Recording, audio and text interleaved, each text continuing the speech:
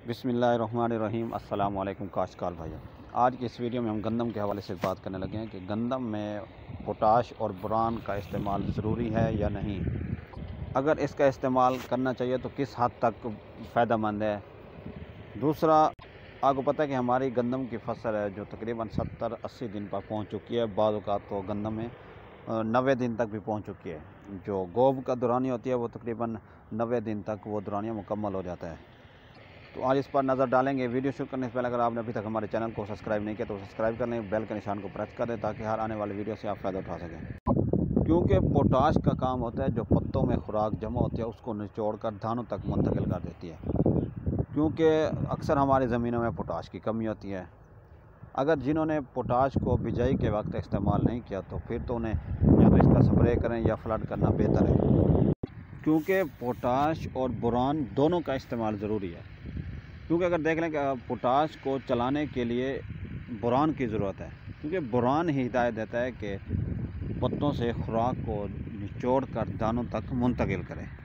क्योंकि जहाँ पोटाश इस्तेमाल ना की जाए या जिन ज़मीनों में पोटाश की कमी हो या बोरान इस्तेमाल ना किया जाए तो फिर जो खुराक जो पत्तों से निचोड़ कर दानों में मुंतकिल होती है वो पत्तों में ही रह जाती है। फिर वो नतीजा यह निकलता है कि तूड़ी की शक्ल में वो चली जाती है, तूड़ी बन जाती है, उससे वो दाने में मुंतकिल नहीं होती। तो अक्सर जो हमारी ज़मीनें होती हैं जो नहरी पानी से सैराब होती हैं उनमें पोटाश की कमी नहीं होती, वहाँ ना भी डालें तो चल जाता है। मगर सादा सी बात यह कि जो हमारे नहरी इलाका जाते हैं जहाँ नहरी पानी लगता है, ज़मीनें नॉर्मल हैं और गंदम की फसल भी नॉर्मल हालत में अच्छी हालत में खड़ी है। दूसरा, बारिशें भी हुई हैं, उससे हालात काफ़ी बेहतर हो गए हैं। वहाँ ज़रूरत नहीं है कि इजाफी हम पोटाश का इस्तेमाल करें, वरना मार्केट में तो आपने देखा बहुत सारे नए नए प्रोडक्ट हैं, पोटाश बोरान, ये कंपनियों तो बहुत सारे प्रोडक्ट लॉन्च कर रही हैं कि इसका इस्तेमाल भी ज़रूरी है, इसका इस्तेमाल ज़रूरी है। जहाँ गंदम अच्छी खड़ी है नॉर्मल हालात में ठीक है, वहाँ नहरी पानी लगता है, वहाँ इतनी इस्तेमाल करना ज़रूरी नहीं है।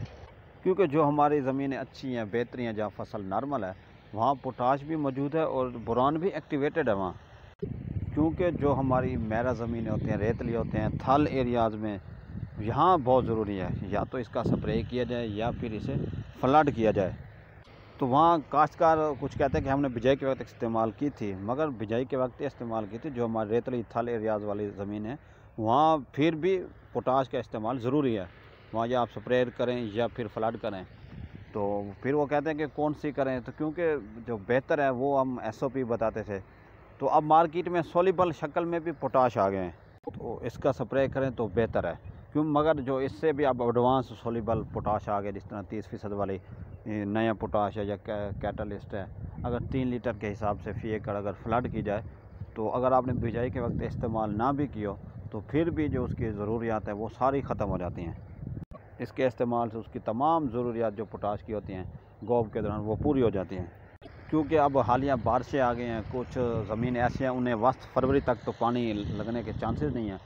दूसरा, जो फरवरी का पहला हफ्ता है उसमें भी बारिशों की पेशेन गोई है कि 7 फरवरी तक बारिशें हल्की फुल्की कहीं कहीं होंगी, तो फिर इसको फ्लड करने का तो कोई इम्कान नहीं बन रहा। तो फिर यहाँ स्प्रे को ही तरजीह दी जाएगी। कोशिश करें कि आप स्प्रे करें जो इसकी ज़रूरियात हैं। अगर फ्लड करके नहीं हो सकती तो स्प्रे करके इसकी जो ज़रूरियात है वो पूरी की जाए, या फिर आप पोटाशियम सल्फेट या फिर पोटाशियम नाइट्रेट इस्तेमाल करें। क्योंकि जो सवात एग्रो की के लीफ है वो पोटाशियम नाइट्रेट है, उसमें 10-10-20 का फार्मूला है। तो ये केमिस्ट बेहतर जानते हैं कि इसकी क्या इंपॉर्टेंस है। क्योंकि जो के लीफ है इसके साथ हमें बोरान की ज़रूरत पड़ती है।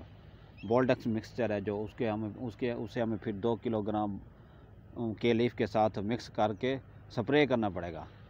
क्योंकि पोटाश के साथ साथ इसके अंदर बोरान की जो ज़रूरत है वो पूरी नहीं होती, उसे हमें अलहदा से उसका स्प्रे करना पड़ेगा। जबकि इसमें जो स्पीडफुल के है तो उसके अंदर 10-10-20 मतलब 10% नाइट्रोजन, फास्फोरस और 40% पोटाश है। उसके अंदर वो बोरान की ज़रूरत पूरी हो जाती है, उस अलहदा उसका स्प्रे नहीं करना पड़ता, क्योंकि इसी के इस्तेमाल से उसकी पोटाश और बोरान की ज़रूरत पूरी हो जाती है। क्योंकि जो स्पीडफुल के है इसके साथ बोरान का स्प्रे करने की ज़रूरत नहीं है, वो उसकी ज़रूरत पूरी हो जाती है। अगर के लीफ इस्तेमाल करेंगे तो उसके साथ फिर हमें बोरान का स्प्रे करना पड़ेगा।